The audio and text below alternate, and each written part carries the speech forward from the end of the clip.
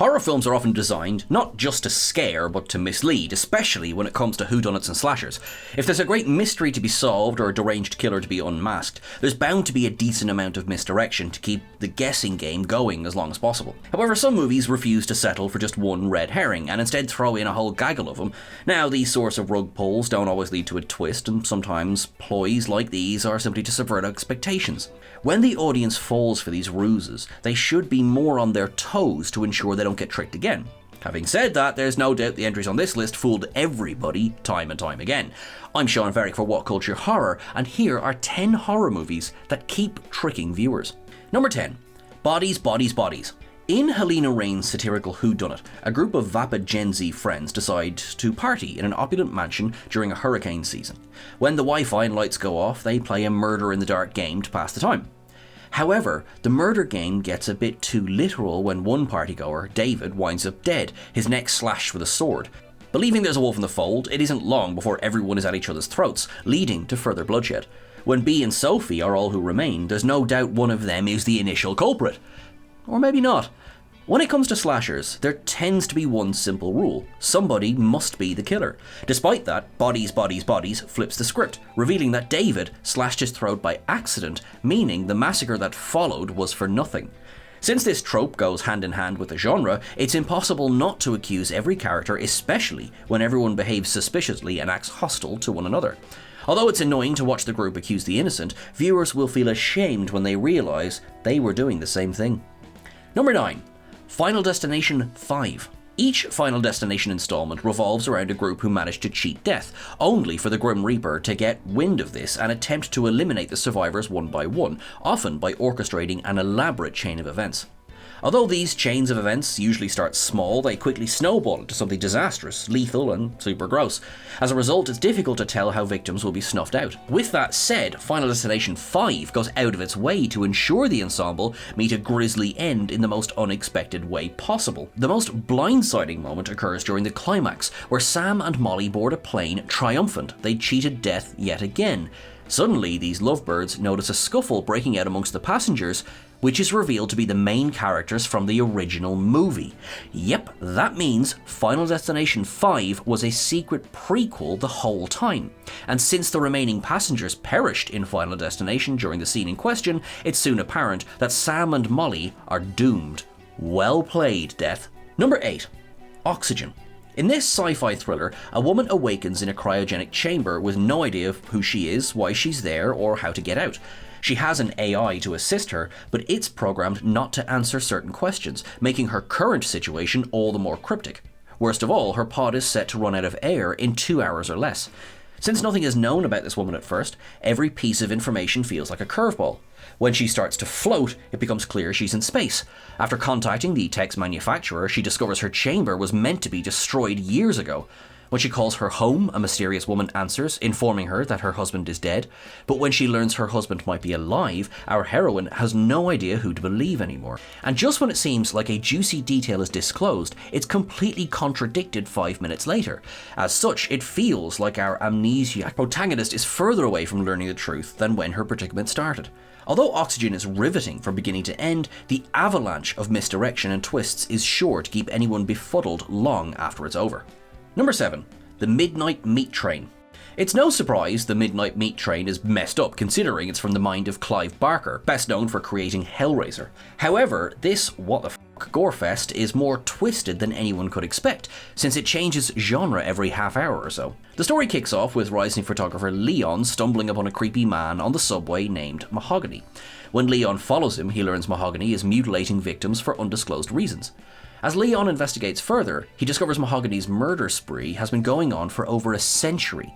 Just when it feels like the story couldn't get any stranger, the climax goes balls to the wall bonkers. After Leon leaves the killer mortally wounded, he learns Mahogany was chosen by a cabal to protect humanity. Every night, Mahogany travels to a hidden civilization underground that's populated by reptilian creatures, and feeds them fresh meat to stop them invading the surface world. After Mahogany dies, Leon is forced to take his place to ensure the creatures remain satiated. Even though The Midnight Meat Train starts as a grounded detective drama, it quickly descends into a full-scale slasher, then a supernatural horror, before suddenly turning into a Lovecraftian nightmare.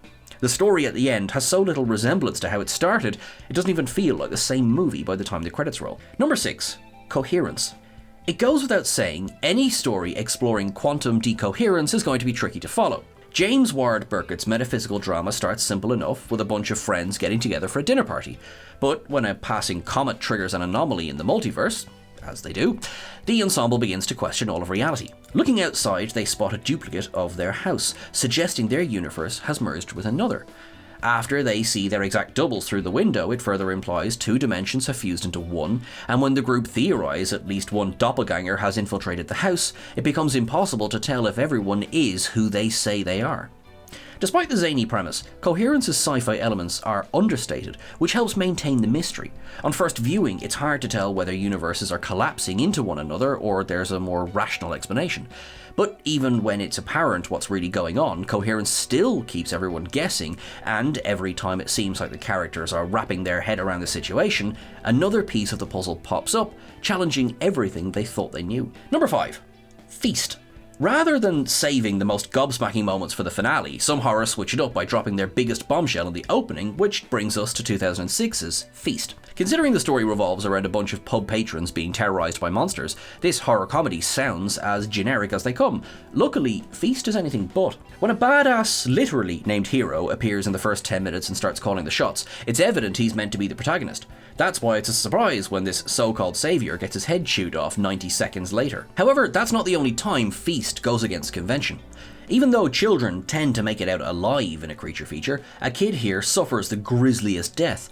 Later, when a character called Heroine takes control of the situation, it looks like she might lead everyone out to safety, before she's abruptly killed. When Tuffy, the waitress, becomes too traumatised to fight, she seems like a lost cause. But during the climax, a title card appears, showing Tuffy's name being rewritten as Heroine 2, highlighting she's become the new protagonist. Since Feast constantly sets up tropes only to discard them, it's impossible to tell what's going to happen next. Number 4. Triangle. Back in 2009, Christopher Smith helmed a trippy time travel thriller called Triangle. Due to stress in her personal life, single mom Jessica is looking forward to having a relaxing boat trip with her friends. When the vessel capsizes, though, the group is forced to seek refuge on an ocean liner. To their surprise, there's nobody on the ship, save for a mysterious sack-headed maniac. When Jessica discovers the area is affected by a space-time anomaly, things go from bad to nightmarish in the blink of an eye. On a first watch, it's pretty blatant who the killer is, making the inevitable unmasking pretty anticlimactic. But once Jess finds herself caught in a time loop, Triangle becomes so unpredictable, it's surprisingly hard to follow. When Jessica sees different versions of her friends, she needs to figure out which of them are from the past, present, or future. Knowing her actions can create or destroy specific timelines. Sometimes Jessica does the opposite of her past self, suggesting she can change the timeline. Other times her actions seem locked into place, indicating her destiny is predetermined. By the time all said and done, it becomes painfully obvious the audience was looking at Triangle's overarching narrative from the wrong angle. Number 3. Identity.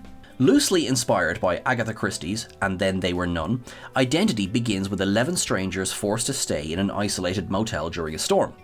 When residents wind up with knives in the chest and baseball bats rammed down the throat, the survivors realise there's a killer amongst them. While this is going on, there's a parallel story surrounding psychiatrist Dr. Malik and mentally ill murderer Malcolm Rivers.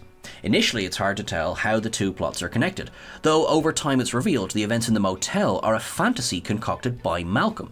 According to Malik, at least one of the identities harbours malicious intent, compelling Malcolm to kill when consumed by that personality.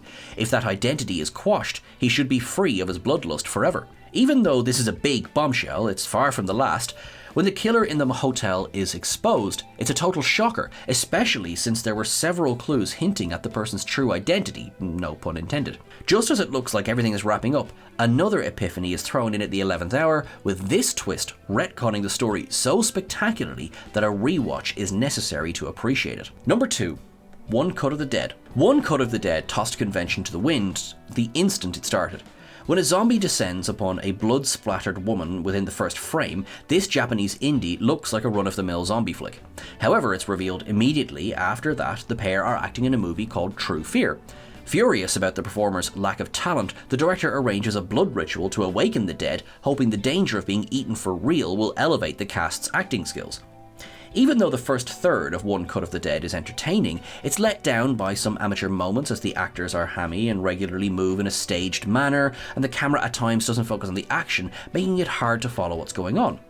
During the second act, it's revealed all the events up until this point took place within a fictional film, meaning One Cut of the Dead is a film within a film within a film, and that's not all. For the final act, One Cut of the Dead reenacts the True Fear movie again, this time from behind the scenes, highlighting that every error was intentional. For example, the reason why the camera didn't focus on pivotal moments was because something went wrong or somebody missed their cue, and the actors move awkwardly to keep the stage crew out of the sight or to set up the elaborate special effect. Seeing how much effort was put into these deliberate mistakes should make viewers feel bad since they erroneously believed they were unintentional blunders. Number 1. Frailty. Though the late Bill Paxton had a tremendous acting career, his directorial debut proved he was also a gifted filmmaker. Frailty may not have been a big hit at the box office, but it's easy to see why it developed a cult following. This nerve-shredding thriller opens with the disturbed Fenton Meeks recounting his childhood to an FBI agent, divulging how his father believed he was chosen by an angel to destroy demons. Thinking he couldn't accomplish God's work alone, Dad Meeks tasked his sons, Fenton and Adam, to slaughter regular folk under the impression they were demons in disguise. Though Fenton thought his father was mentally ill, Adam was certain that they were on the side of literal angels. After refusing to take part in his father's evil crusade, Fenton realised he had to take measures into his own hands before the situation escalated. Even though Frailty is over 20 years old, it would be criminal to spoil the jaw-dropping ending. However, one thing that can be said is that this underrated gem never stops being shocking. Although the story is terrific and the performances are top-notch, it's the numerous revelations in the third act that leave the biggest impression.